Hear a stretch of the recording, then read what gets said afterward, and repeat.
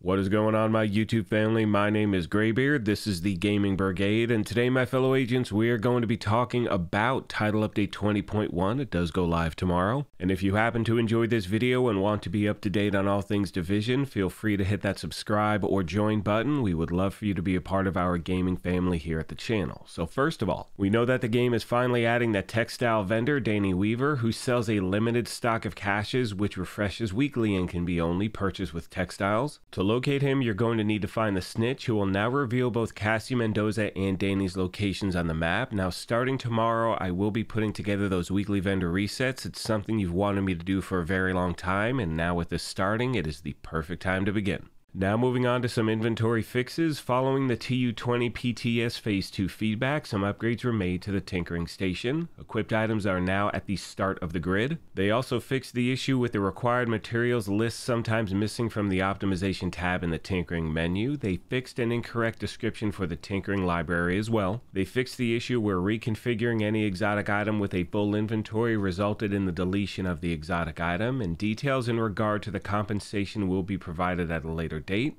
Finally, at the bottom, they added a tutorial for the tinkering station as well. Next, my friends, we have changes we can expect to see with Descent. They fixed the issue with the Vindicator exotic rifle stats not changing when re-rolling. Fixed the issue with the exotic console choices featuring duplicates of already equipped exotics. Right below that, you can see they are going to be removing the Hunter, Killer, and Shield Splinterer blueprints from the Descent blueprint loot pool. Fixed the issue where the Vindicator exotic rifle was available and could be purchased before reaching level 30 from the NSA store. Fixed the issue where no items were received from the reconstructed cache for agents under level 40. They added a tier 1 through 4 Nemesis arm patch. And last but not least, at the very bottom, they fixed the issue with the missing description on the Breathe Free exotic talent when interacting with the console. That is now going to take us to some vanity issues in regard to clipping. You can see what items are going to be fixed as of tomorrow, and then when we get to the topic of UI, they are going to fix the issue with the reconstructed caches in Descent not showing the newly obtained named blueprints, fixing the issue with the season caches appearing as unmarked shade supplies in the rewards section of the leagues, and they are going to be adding some other minor UI fixes as well, which takes us to gear, weapons, and talents. They're going to fix the issue that allowed the hack step protocol talent in combination with the instant armor kit instead of going on cooldown. Fix the issue where the survivalist and firewall specializations receive 50% armor after using instant armor kit instead of the intended 25. Fix the issue with a festive delivery named backpack secondary explosion dealing more damage than the initial explosion. Fixing the issue with the perfect overclock talent cooldown reduction being 0.2 seconds instead of 0.6 seconds. Fix the issue with the Empress International backpack and the battery pack named backpack having armor core attributes instead of a skill tier. Next, we have a fix for the new Vindicator exotic rifles talent because it is not marking all NPCs. And finally, at the bottom, they are fixing the issue with the incorrect description for the following talents: Ortiz Assault Interface, Behind You, and Perfectly Behind You as well. Now moving on to conflict and PvP, they are fixing the issue with players being able to change skill after leaving the spawn point. Fix the issue with the match rewards section showing a placeholder text. They are also adding combat gear lock so players will no longer be able to change individual gear pieces or loadouts after leaving the spawn area. Fix the issue with the determined and perfect determined talents buff remaining active even after the agent is killed. Updated bonuses for the festive delivery backpack. A new attribute applies a damage modifier to the secondary explosions in the dark zone. Then finally we have PvP. They fixed the issue with the reinforcer chem launcher applying the hazard protection twice per charge. Finally, today, my fellow agents, we have the final page. It is exploits and other. So with exploits, they are fixing the issue where after resetting the manhunt and completing the briefing mission multiple times, a player received 130,000 XP each time. Moving on to other, they fixed the issue with the turret boss dealing damage through the door in the final beat in Tidal Basin on legendary difficulty. Fixed the issue with the weekly legendary project being available for a level 30 Wony character. Added all collectibles to the legacy manhunt for year 5 season 2 puppeteers. Added multiple localization fixes. They also fixed multiple issues affecting audio, updated the in-game text descriptions, and there are some other stability improvements as well. Now keep in mind as I say that, I am going to leave a link to all of the patch notes in the video description down below. I just gave you a few of the highlights. There are some other things I didn't mention. And as always, my fellow agents, if you happen to be having any other issues, please let me know in the comments section and I will do my best to get back to you as quick as I can.